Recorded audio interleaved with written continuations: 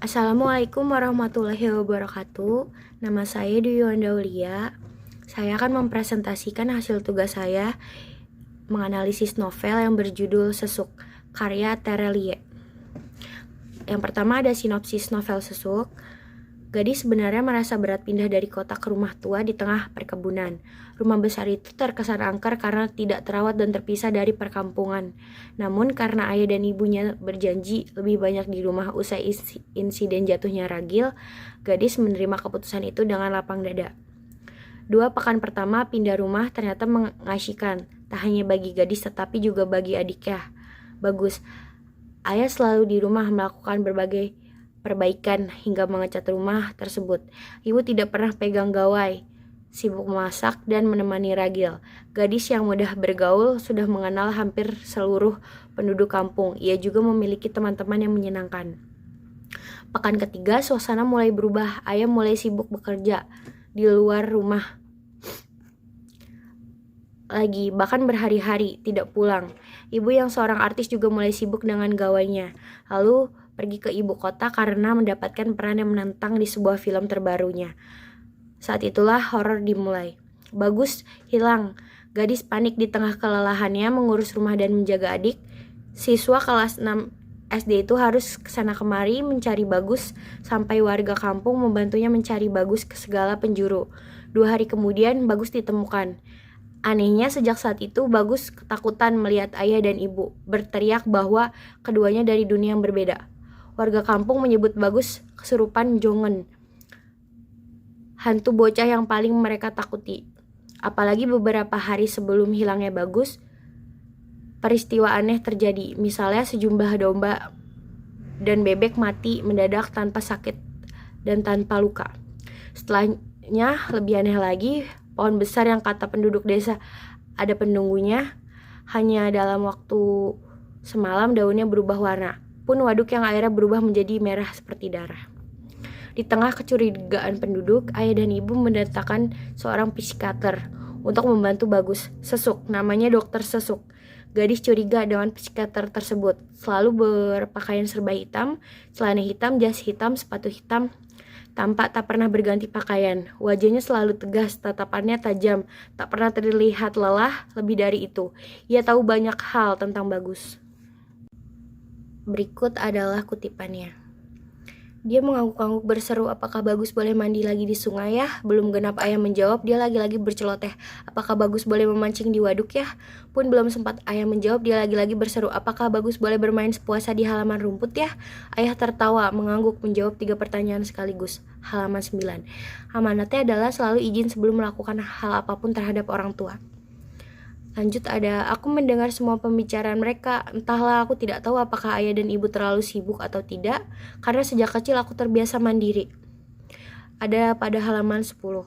Amanatnya adalah jangan terlalu sibuk, luangkan waktu untuk dekat dengan anak.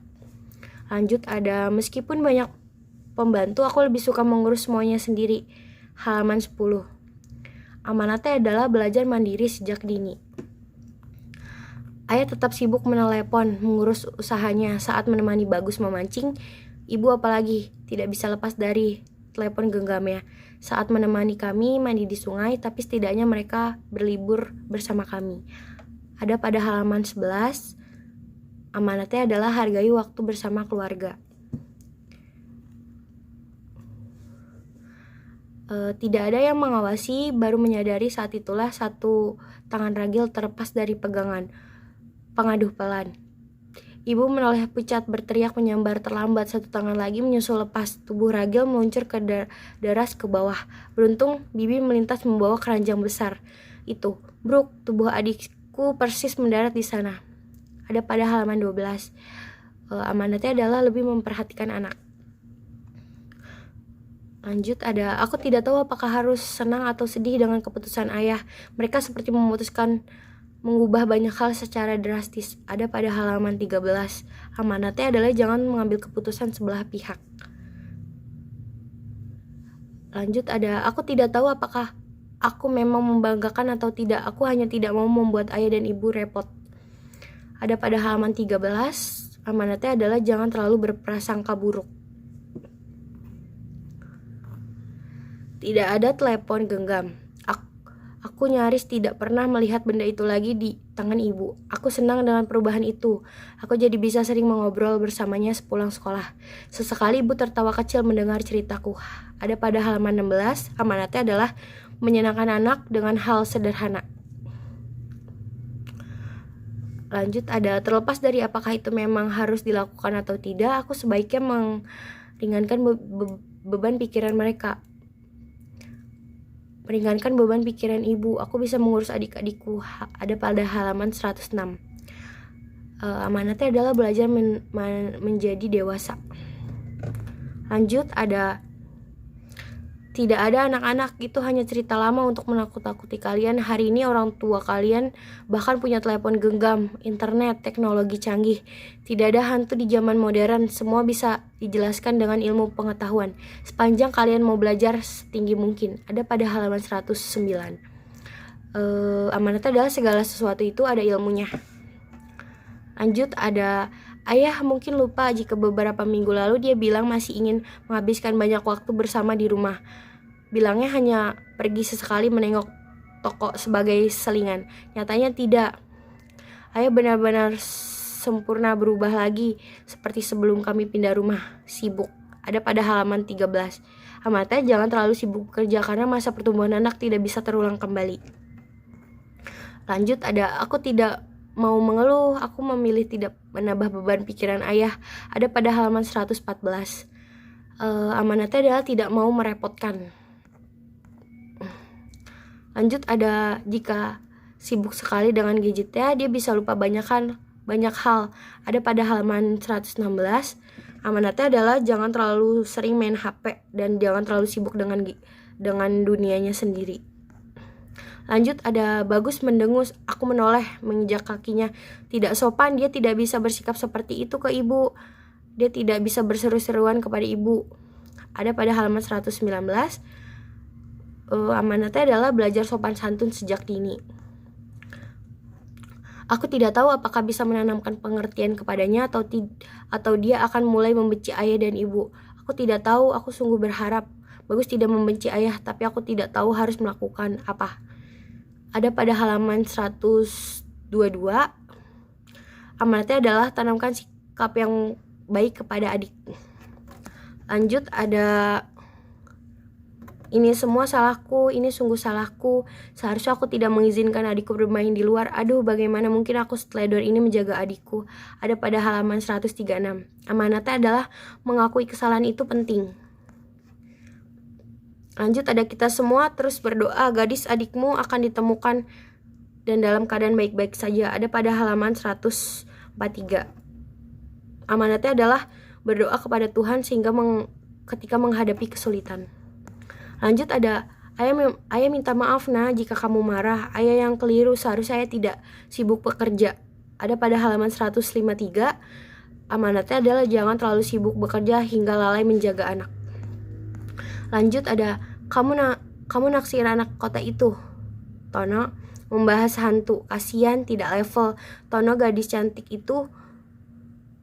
Kamu jelek, kulitnya putih, kamu hitam, pakaiannya bagus, wangi, kamu kusut dan bau. Ada pada halaman 164. Amanatnya tidak boleh menjelekkan orang lain. Lanjut ada, dan itu pertanda buruk kata bapakku. Puluhan tahun yang lalu juga terjadi hal yang sama. Pohon itu berubah warna. Beberapa hari kemudian ada peristiwa mengerikan di kampung. Ada pada halaman 174. Amanatnya adalah jangan percaya sama tahayul. Lanjut ada, aku tidak pernah bertanya, tidak pernah protes karena aku tidak mau merepotkan siapapun. Aku ingin membantu. Aku akhirnya menjawab. Ada pada halaman 187. Amanatnya tidak mau merepotkan orang lain. Kamu selalu bisa melihat sisi positif dari kejadian sulit sekalipun. Anak remaja usia 12 tahun mengambil tanggung jawab mengurus rumah, menjaga adik-adiknya, sementara kedua orang tuanya sibuk bekerja.